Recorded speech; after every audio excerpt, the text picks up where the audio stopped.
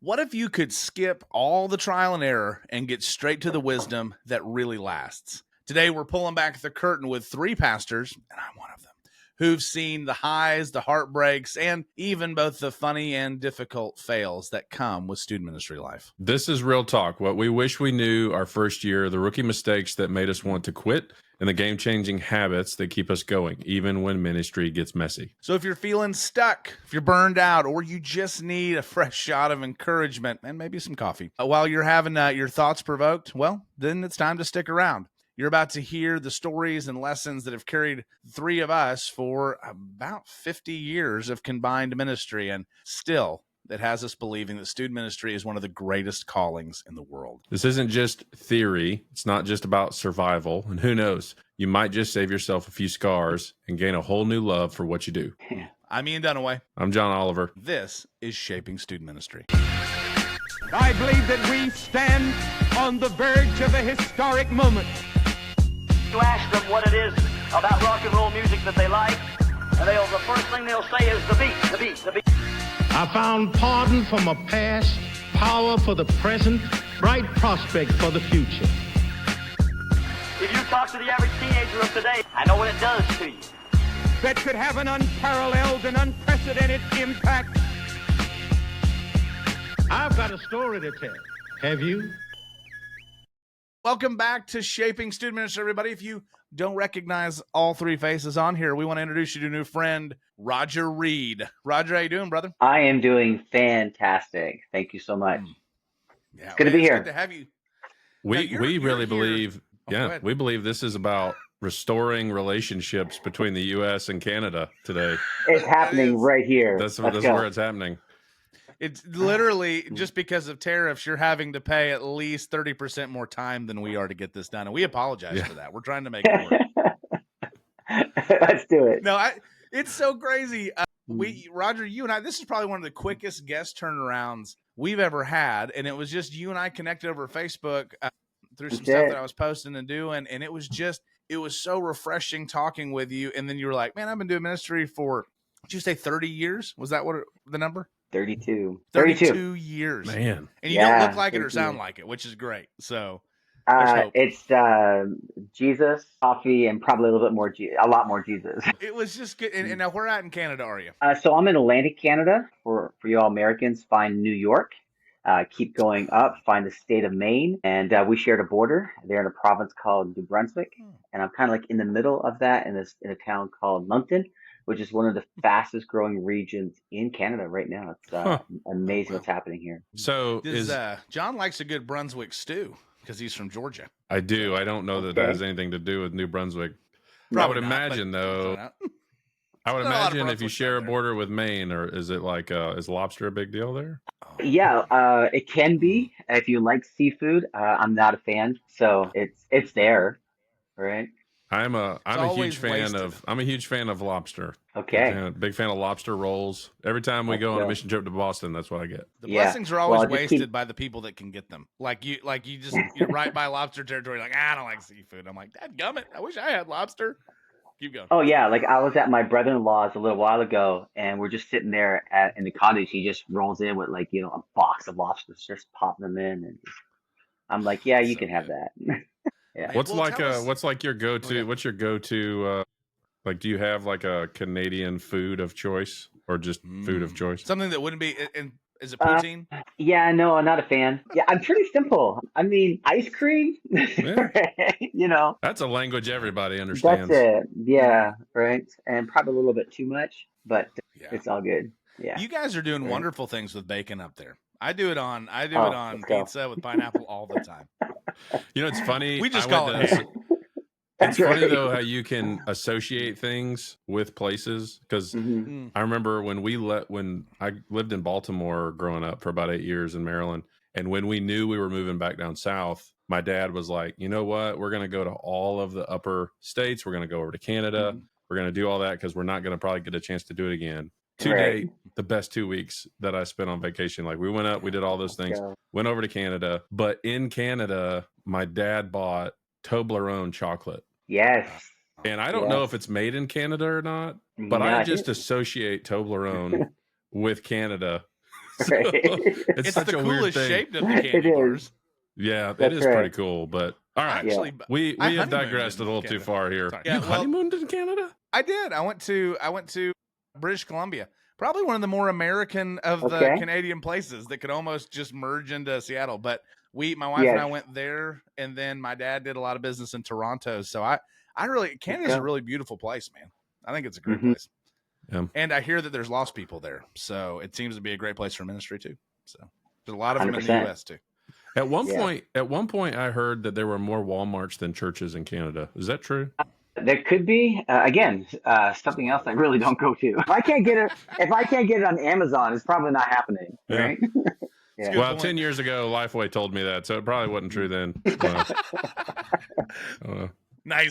Well, I don't know why that was unnecessarily harsh. I didn't mean That was it. pretty great, So, though. We may be editing some of this, but that being said, Roger, tell it just real quick before we jump in, because I think it's going to be a really fun discussion. Tell us just a little bit about your church and your ministry up to this point, just so we get to know who you are. Yeah, so I've been in youth ministry now, just moving into my 32nd year. It's crazy. It doesn't feel like that. The current church I'm in right now, I'm moving into my 12th year here on staff. I am a youth pastor through and through, a lifer. I keep telling my senior pastor, his job is not threatened by me whatsoever. He can have it. He can keep it. Not interested. Working with adults? I don't think so. So we do this very unique thing, especially here in our region. We call ourselves, we're not a youth group, we're a youth church. And we could see on a Sunday morning, when kids come in, we have our own sanctuary. We have our own lobby. We have our own juice bar. All right. And espresso machines and all that kind of cool stuff. And so we could see up to about 200 students on a Sunday morning, which is for our region, big. I would say we are one, if not the biggest youth ministry in the region.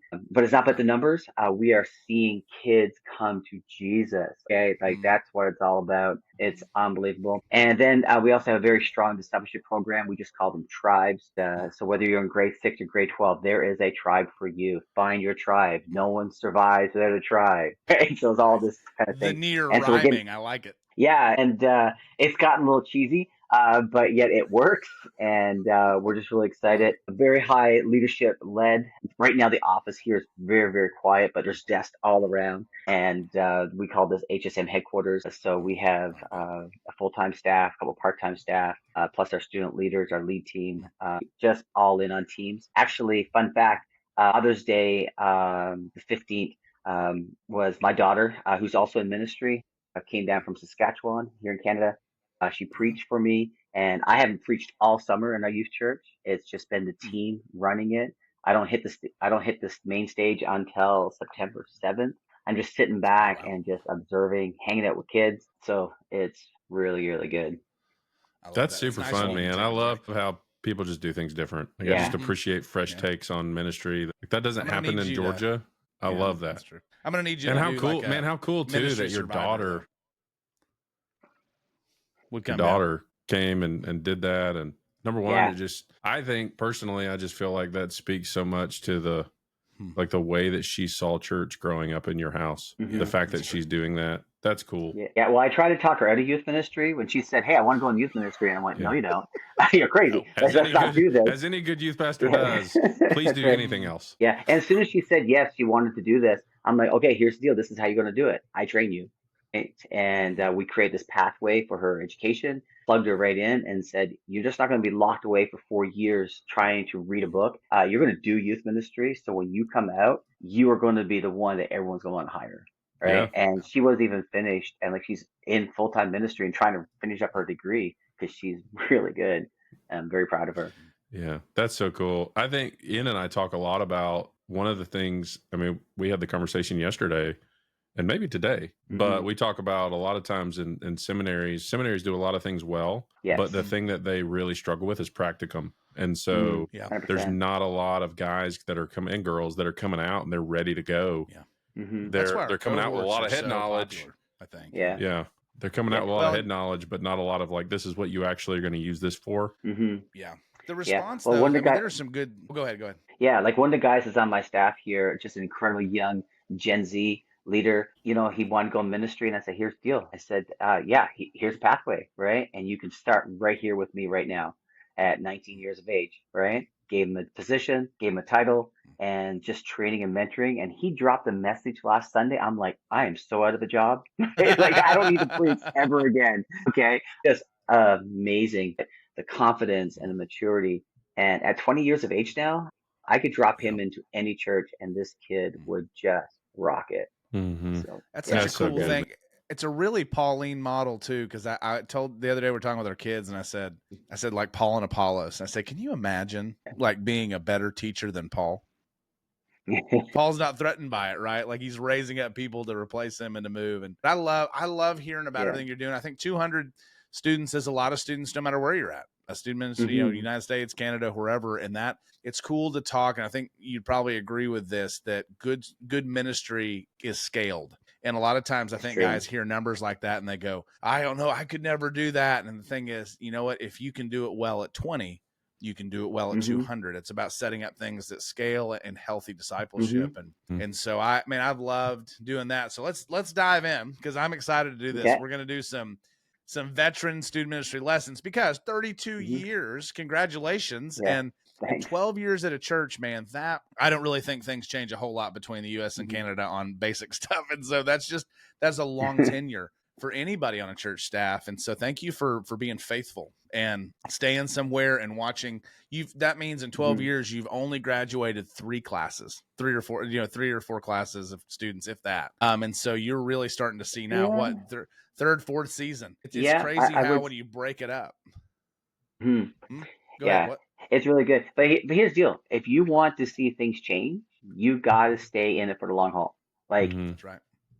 It takes 5 years to change a youth ministry culture. It doesn't happen overnight. Yep. You know, That's right. And it's tough, but it's worth it. When you get on this end of it, you're like, okay, something's happening.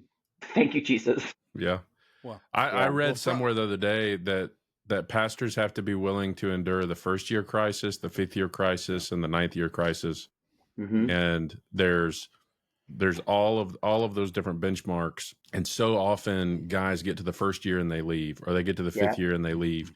And the ones that are able to really stay, they're the ones that are able to actually really start seeing some fruit, because you begin to the relationship is the reputation. So you don't have to worry about making the connections. Your relationship's already there, and you're able to just flow out of that. And, 100%. So many guys, and I think too, a lot of the stuff we see with some of these younger generations of student pastors is, I want to be careful not to sound critical, but I think they don't have alligator armor. Like, they don't have thick skin.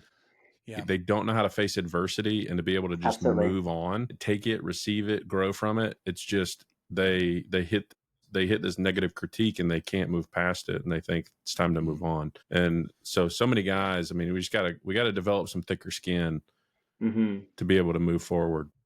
Yeah. And I think that's one of the things that we got to create in our ministries. We got to create this culture of feedback, you know, like, I'm huge on it. Like, we take our messages and we'll throw them in front of our student leadership team and say, hey, go nuts. Like, what was good? What was bad? Like, there is no ego here. Right. And if you've got any insecurity, it's going to come out of you really quickly. But going back to what you said, John, like, so many people, guys and girls out there, and they've only been like a 2-3 year youth pastor. They don't know what year 4 and 5. And so, but yet they've been in youth ministry for 15 years. And I say to them, no, you haven't.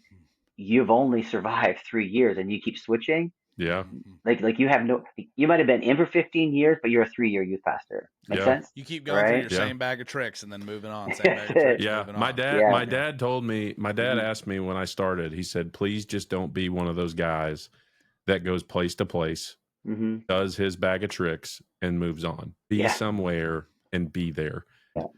I've seen it both ways, and man, it's so rich when you're able to be here and see a group of kids all the way through. Yeah, it's humbling. And you also, there's this thing I have called the currency of trust. It takes time to build that currency up, and so many people, they try to spend trust more than they've earned it, and then all of a sudden it blows up in their face. So like right now, 12 years in, my currency of trust here is really high, and I take I spend that very wisely, Yeah. right? And very cautiously. Like, okay, I think I need to lean in. I think I have enough trust in the bank to withdraw in this moment. Right? Yeah. And Yeah. Man, we that's don't, good. it's That's a that, good word. yeah, the idea of building trust is key. And then something else you guys were saying, it's interesting to me. I don't know if this has crept in because of so much of consumerism and so much of let's push feeling good, everything else. But John and I were even talking about this the other day. It's become, and it's not really even Gen Y, Gen Z anymore. I think it's almost social media culture now. It's how we're connected, and it just figures its way in because you're talking to 40 and 50-year-old people that act like they're 15, and you're like, what happened to you? It's true. But I Yeah. think there's got to be a theology, like even when you look at like Revelation and you're moving through, our power comes in our suffering. And suffering has always been the way that God refines us, the way that God works in us, the way that he makes us better. And we almost now, it seems like there's this polar opposite where we're moving the culture itself, whether you're in ministry or not. It's anything that feels negative. It's just negative. And Right. and you just want positive feedback. And the truth is, if everything's positive, nothing's really that positive. Right. And so, It's true. and when getting to that point though, let's go ahead and do this because we're kind of doing it already, but let's focus in because there's a lot of guys that watch our podcast, a lot of girls watch our podcast that are early in ministry. And I learned a lot up front from learning from other people's mistakes and things that people didn't know. So let's do a little rapid fire here. And we'll start with John. So we give Roger a fighting chance to jump in. Let's do the wish I'd known rapid fire. So each one of us will just give something we wish we had known year one and why it matters now. John? Yeah. So one thing I wish I'd known, and I've had time to think about this because I saw the question a couple minutes ago. Oh, that's true. We did have a 5-minute early question answer. So, yeah, one of the things I think I wish I'd known year one is not every hill is worth dying on. And what I mean by that was like every single thing that would present itself early on in ministry as a 20-year-old kid, full time, everything I saw that I felt like it was worth not only fighting for, but dying for.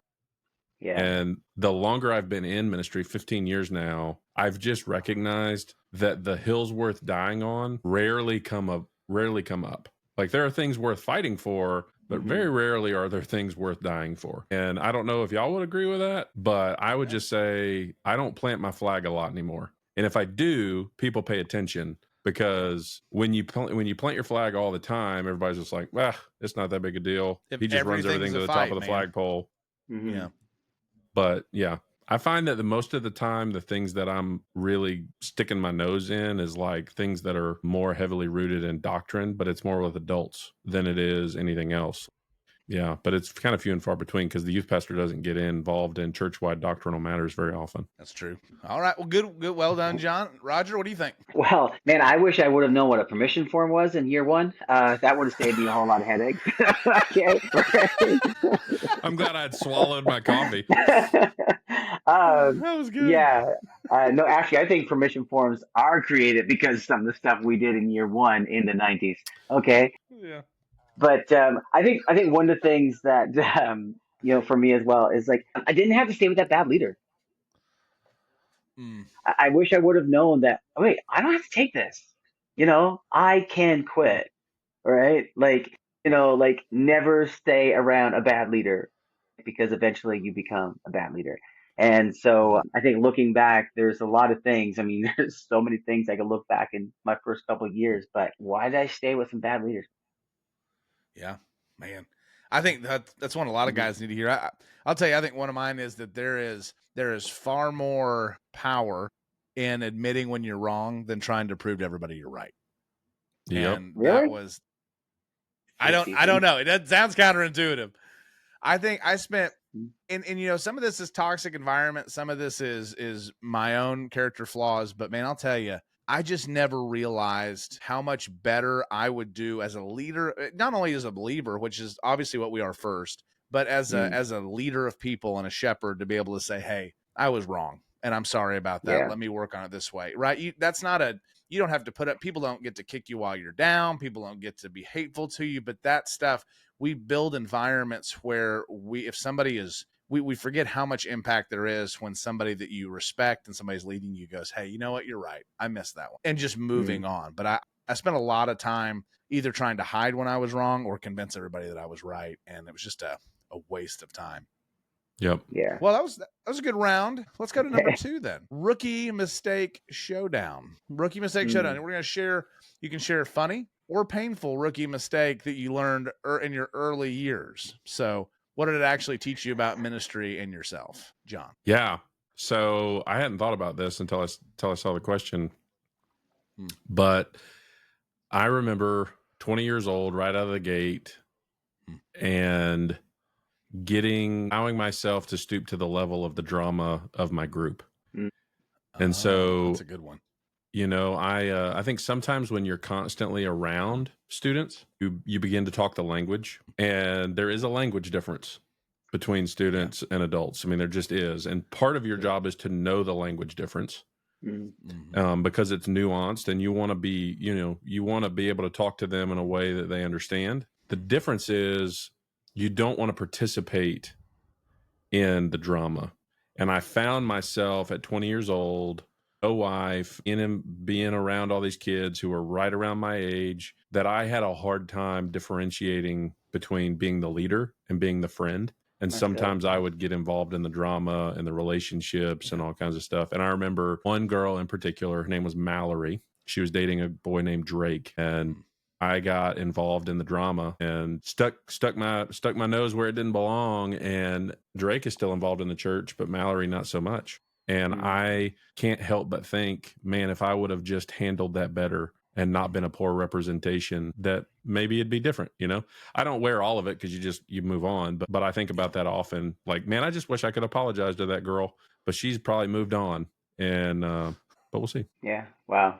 That's really good. And John, I'm totally going to jump off of that because that was one of my big rookie mistakes as well. Not differentiating between friend and a leader. And so, I mean, I was, again, in my 20s, like yourself, went into youth ministry, and I just want to be one of the guys. I mean, some of the guys were 18, 19. I was a risk taker, extreme sports. And so I just became one of the buddies. Not even a friend, I was just a buddy. And then I remember one time we were at this event and they were just acting so bad. And so I called them aside and said, guys, you need to stop. You need to knock it off. And they're like, what are you doing? And I said, what do you mean what I'm doing? I'm telling you guys, you need to behave. And they're like, yeah, we don't like this part of you. And I'm like, what? Yeah. And I realized in that moment, I have zero respect with these guys, right? We're having fun. We're having a good time. But I'm not their youth pastor. I'm just one of the guys. And so that was a lesson that I had to learn really quickly and say, hey, I can be your friend, but I cannot be your buddy. And even to this day, I'm like, hey, I'm your youth pastor first. I'm your friend second. Yep. And, but you can't take my name and like give me a nickname, right? And it was really hard because then I had to figure out how do I separate myself from these group of guys and reestablish. Yeah. And it's harder. It's hard to reestablish yourself after that because I remember when it all of a sudden dawned on me that my job was really serious, and I started teaching in that way. And for the first year, I mean, at one point I had a student tell me, who is this guy? Because this is not who you've been. Right. And I'm like, look, and I had to tell the students like, hey, I'm going to own that I have not taken my job as seriously as I should have. And things are going to be different from here on out. And you guys are going to have to bear with me. This is just going to take some time for everybody to get used to, including me. And thankfully, I had a group of kids who were committed enough with me that they rode the wave with me. But there were some kids that walked away. But it was a hard thing to reestablish myself as the leader after I had become the buddy. That's right. But the reality is, I mean, we're human. We all have this tendency that we want to be liked. We want to fit in because we got this idea that if I'm liked and I can fit in, then I'm able to speak into their lives. But there's that fine balance there, being like and fitting in, and then all of a sudden just becoming one in the group. And then when you try to speak into their lives, you haven't earned any authority in that place. Yep. Yeah. I'll tell you one. It's similar maybe to those, but I'll tell you one of them that really was for me was thinking that people agreeing with me gave me value and validated me as a pastor. And like, especially in student ministry from a volunteer perspective, you don't usually we always get students that disagree or students that are whatever. And that is what it is. But when you have leaders that are close to you, I remember I had a awful pastor, by the way. and he's not a good, I mean, long stories that we could tell about that. And so I'm always sparing on when I quote him, but he did have one or two good things to say in the 5 years that I served with him. And one of them was, he just said, Ian, you're spending too much time on a leader that's going to phase out when you keep raising the tide of what you're doing. Now, he would lean more towards not dealing with a problem. And I think you have to really, that's a fine line between dealing with something that's toxic, but then believing, like, I would stew in my office on, I remember every once in a while a leader would come along, and I guess the idea was, if they don't agree with me, everybody else is going to start following them and agreeing, and everything's falling apart. And I would just go into this spiral. And of course, when you're a 24-year-old kid and God brings 500 kids in almost a year to a ministry, like, just you get overwhelmed with everything. And so I just would have, I think a huge rookie mistake was, I remember we met with them, and I had another pastor meet with me with this one leader, and then the other leaders in their group, and they went through it. And when those leaders left, they went, I don't ever want to be in another meeting like that again. And they walked out. What I realized after I met with other people and kind of did some damage control was,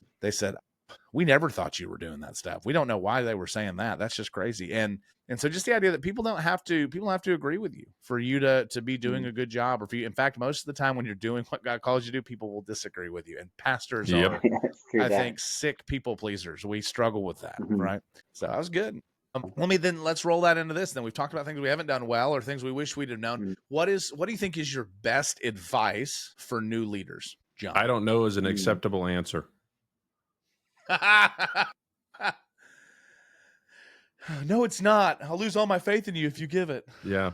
No, yeah, I think that's a big one. I don't know is an acceptable answer. With that, I tell students, a lot of times students will come up to me because we really foster critical thinking in our ministry. And my encouragement and advice to students every week is, if you don't agree with something I say, come tell me.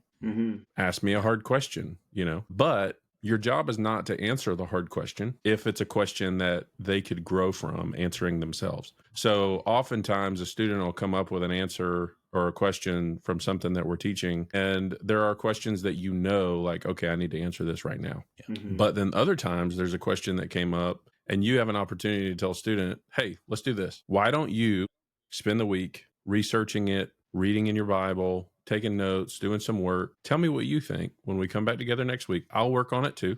And when we get together next week, you tell me what you think, and we'll talk about it. And chances are 9 times out of 10, I have found that student just asked the question because it popped up, but they didn't care enough to do the homework. But the 1 out of 10 that cared enough to do the homework comes back, and we have a really thoughtful discussion. So I think that's a way that you can cultivate critical thinking in your students. But if all you do is try to have the answers, you deprive your kids of an opportunity to grow. Good. I'll give Roger one more second to think, because I really want to hear 32 years of advice distilled into one statement. I guess one that just sticks out to me as we're talking is that that patience and kindness are things that should be inexhaustible with people. And just mainly because you're not the Spirit, and you can't work on people. And so I have regretted a lot of things that I've said. And most of the things that I've regretted saying were things where I tried to force somebody to change when it really would not have mattered one way or the other had I just loved them and let God work on them. And I think trying to force the Spirit's work on your own, or trying to force at least the change of people on your own schedule is not a healthy thing. And you'll rarely regret in a healthy way having patience and taking time to work with people, because sheep are tough, but sheep are just tough, and they bite, and they're difficult, and they wander off, and they fall over when it rains on one side and they're on a hill, whatever the anecdote you want to use for shepherds are. But I have seen more glory that God gets, more satisfaction as a shepherd, the longer I've stuck with people. I think though, even I'll add one to it though, you're going to get hurt in ministry. It's just going to happen. Doesn't matter if you go through a bad church. Doesn't matter. You got to get over it, and you got to be able to know that who calls you is more important than what people call you. And in the midst of doing that, I just think that it's super important to know that ministry is hard and it's difficult, and that's okay that it is. It is because we are hard and difficult people. And so that's all I've got for best advice at the moment. What do you think, Roger? There's so much I could say on this, but we'll have you back. We'll have you back too. Thanks. I think some of my best advice to young leaders is people over task. Like we are in the people business, and when a kid calls you, they should never be a disruption, you know. And I have like this thing, making student lives count. I have a budget line for it, and it's probably the biggest budget line we have. And all that budget line is for is taking students out, connecting one on one. And my other big thing I would say, people over task. When you're connecting with a student and you're hitting McDonald's or Starbucks or whatever, when you take them home or they walk away, or before you take them home, before they walk away, you grab them by the hand, you pray for them, like out loud right there. Like I have kids now, like I do a lot of one-on-ones. It is what I do, is my team, is what we do. We take students out, and we just took a group of students. We went hiking 12 kilometers down to this gorge. It was wild. And on the way home, like, hey, before you get out of the car, I'm praying for you. Right. And one kid, he was the third one who dropped off, and he came over beside the car, and he goes, I'm coming to you because I need you to pray for me. All right. And so when we prioritize people over tasks, they notice it, and they know that we love them, we care them. They're not just a part of our job. Anyway, that's Students are smart that way, man. Students are smart. They know when someone's standing before them and they don't actually care. And that's one thing I know to be true, even from, I mean, and you can tell that with my 4-year-old. Like my 4-year-old knows if you're just telling him something or if you actually care. There's just a difference. Absolutely. Yeah. Absolutely. And you know what? We live in such a, like, we've heard all this before. Like, we live in such a disconnected generation. We live in a lonely generation. I mean, when we actually, look a kid in the eye and say, I care about you, I believe in you, right? And I mean, like, I got students here I've been doing life with, right? They're graduating high school this year, or they've graduated high school this year, and man, they walk up to me and they put their arms around me and they say, Roger, I love you, man.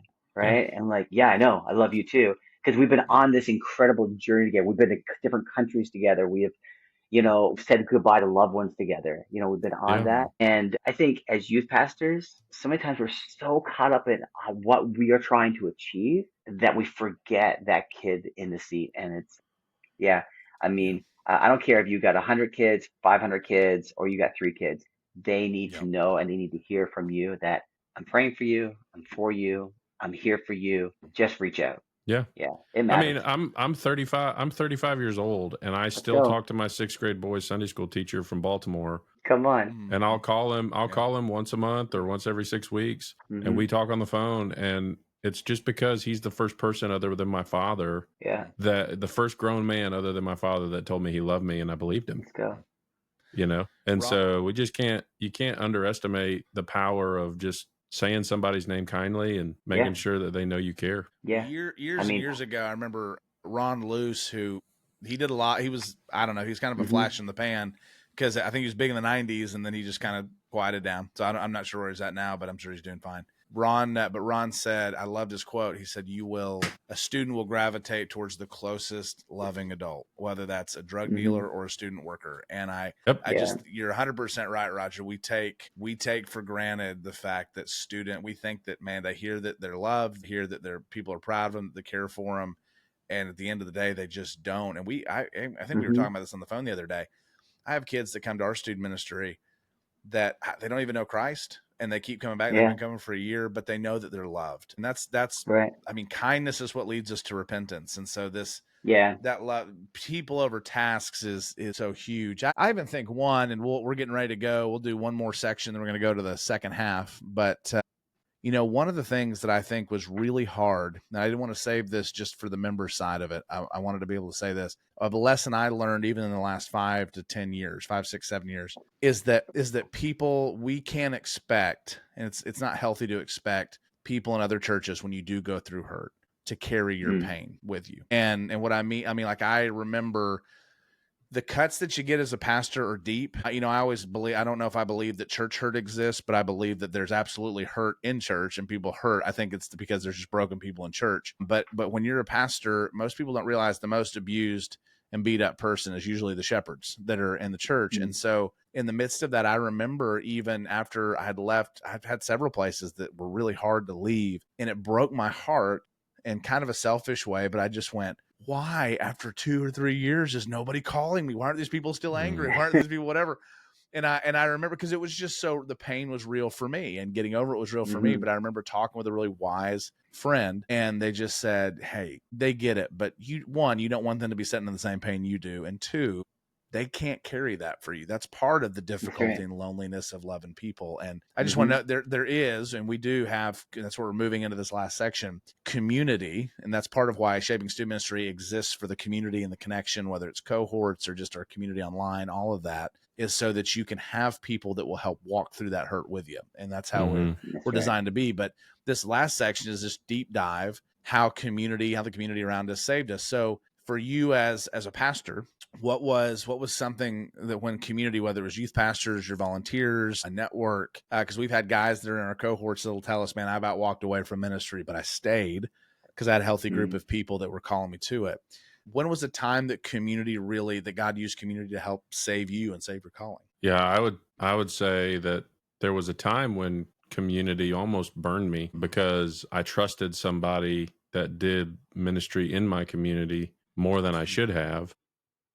And he ended up using something. I confided in him about a relationship with my mentor, and he was more worried about impressing the mentor than he was actually being there for me. And I thought I had somebody I could talk to, and he ended up weaponizing it to try to win influence. So I think, number one, be careful who you allow to be in community with.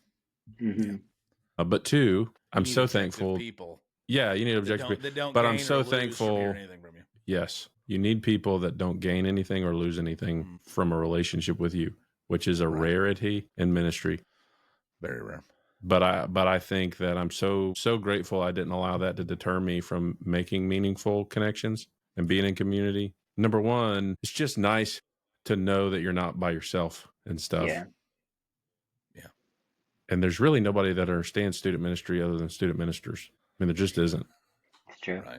And so being able to be a part of a network of guys, and that's been such the beautiful thing with SSM, is we got guys all over the country, and now, Canada, that like you're in the trenches. And student ministry, like you were talking about last week on the podcast, Ian, when Gene Hackman's character measured the court and measured the goal and all that stuff and said, hey, it's the same size in our home gym. Like student ministry issues are student ministry issues, no matter where you are. No matter how big you are, no matter how small you are. No matter how big or small or whatever. Yeah. Right. Yeah. And so just, man, community's been so helpful. And look, there was a time when I wanted to walk away from the church. And because of guys who loved me and believed in my calling, even when I was doubting it, I stayed, So, that'd be what I would say. Wow. Roger, what about you? What's the time community helped you? You know what? That's a really good question. Right now I'm in a super healthy community. Like, there's this 20-year-old next to me, not here right now, but man, he's so, I call him my emotional support human. Right. But I mean, like, my journey has been full of, I've been fired twice. I've rage quit once. I've sort of somewhat nicely resigned, but never once have I've kind of looked back over the first, say, 15, 20 years of ministry and go, wow, there was that community that held me together. And let me just say something here. Like, every day I have to fight against discouragement, but every day I make a very willful decision that I lean in on my calling, not on what I do, not on who I am or what I've accomplished. I constantly go back to my calling, and I remind the Lord daily, I did not choose this. I did not choose this. That's right. I had one plan, and you came in and sideswiped me and brought me into a relationship with you. And this is all your fault. Okay. Right. But, right. Yeah, we had issues. Anyway, but one of the things that, I'm a believer in is you do need a community. And I spent a long time limping in the darkness trying to find that community. Right. And so I connect with youth pastors now all across here in Canada. And I'm like, if you got no one, you got me, If you got no one, give me a shout, because it's lonely out there. And the trenches, as you were saying, John, we're in them. And sometimes you can walk down through a trench and you can look to your left, to your right, and go, am I the only one fighting this battle? Yep. Right. Because that's what it can feel like. It's not the truth, but that's how we can feel like. And we are better together. Right. And the journey to this point from 1994 to this year has been some valleys of the shadow of death. Yeah. It's been some dark times, but Yeah. Hey, God is so good and so faithful. Well, I Well, think Ian and I quote this literally probably once every 3 episodes. it's Mm. been But even it's more so, probably recently. yeah, I mean, but C.S. Lewis said friendship begins in the moment when one looks at another and says, "You too, I thought I was the only one." Let's go. Yeah. And that Yeah. is kind of our heart cry is we want to be there for guys and girls all over the world that are saying, "Man, I'm in this place, I don't know what to do." Well, Yeah. you're not the only one.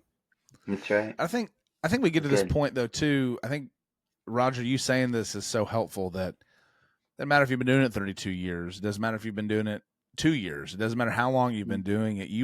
Sometimes pastors are the biggest hypocrites, not for the reason you think, but for the reason that we believe community is so important. And yet we don't live in it. And I'm going to be honest, it's hard to live in it, and you can't live in a lot of transparent community with church members and people you help shepherd because they weren't designed to carry those loads. And so that's been a lot of our heart. In fact, I'm going to ask John to make this into a reel because I would love to hear from you. Roger, you and I talked about this. It would be really cool to we're going to test the waters here. So you need to comment, like, or do something. What if we did a cohort for guys that were 20 years plus, 15-year plus, student pastors, and we did a boomer cohort. We call it boomer cohort. But either way, Boomer. Well, I don't. Maybe that's just a U.S. thing, but we could. But I think it'd be cool to do a vintage cohort for guys that have been doing this for 15 or 20 years, and to be able to sit around and talk, or 15, 20 plus, and to talk about that. So that's you. Click below, like it, love it, shoot me a DM. We'll put it together. But that being said, we're going to go ahead and jump into our second half. And so, John, And we're give us that. Yeah, we're just getting started. So behind the wall, we're going to talk hardest moments in ministry and what we do differently, the can't live withouts, and so much more. So if you want to go behind the wall with us, you'll get the kind of practical, real world tools that are shaping student ministries across the country, and plus access to our full sermon series library, incredible game library, a community of fellow youth pastors, and ministry tools you'll actually use, and so much more.